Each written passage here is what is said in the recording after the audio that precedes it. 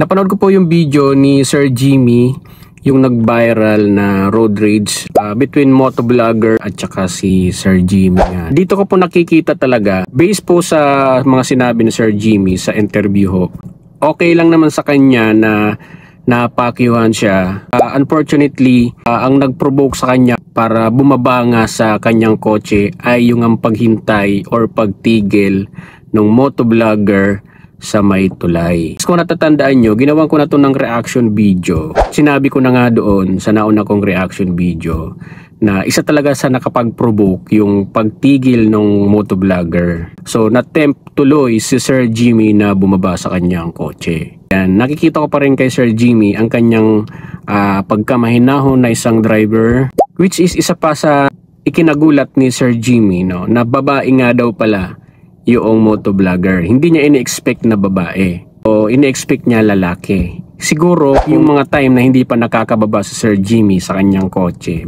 kung nalaman niya lang siguro na babae yun, baka hindi na siya bumaba, no? So napakabait na Sir Jimmy sa mga babae. Ito po ay based sa kanyang interview sa napanood ko. Naging tagilid lang dito si motovlogger dahil hindi siya sumipot sa hearing. Dahil ipinatawag po si motovlogger, hindi po siya sumipot. Alam niyo po kasi mga kaibigan, yun na sana yung pagkakataon ng motovlogger na yon para humingi siya ng sorry, ng pasensya, ng tawad sa kanyang nagawa. Kung napanood niyo yung interview kay Sir Jimmy, napakabait niya. Yun yung time na yun yung pagkakataon para harapan niya na masabi ang paghingi niya ng tawad at para hindi na maituloy yung kaso sa kanya. Ito yung lagi kong sinasabi guys, no, sa inyo, sa lahat ng mga motorista, na daanin lang sana natin sa pagbibigayan, sa pagpapasensya kapag ka po tayo ay gumagamit ng kalsada, lalong-lalo na kung dayo lang po tayo sa isang lugar. So kailangan nandun po yung ating lubos na pakikisama talaga. So hopefully maging ayos yung dalawa at magpakita na si motovlogger.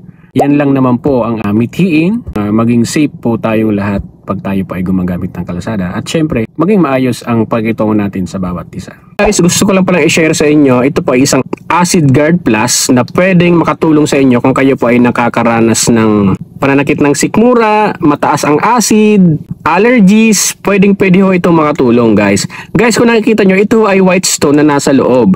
Ang white stone po na to ay nagre-release ng mga minerals na kailangan po ng ating katawan at sapat lamang po ang nire-release nito na saktong-sakto na kailangan talaga ng ating katawan. Ang mga minerals po na nire-release ito ay sodium, potassium, magnesium, calcium. At alam niyo po ba, ang white stone po na to ay pwedeng tumagal ng hanggang 5 years. Kaya ang gagawin nyo na lang dito guys ay salinan siya ng tubig. Kapag naubos nyo ng tubig inumin, salinan nyo po ng tubig. At ang tubig po na inilalagay nyo dito ay nagigipong alkaline.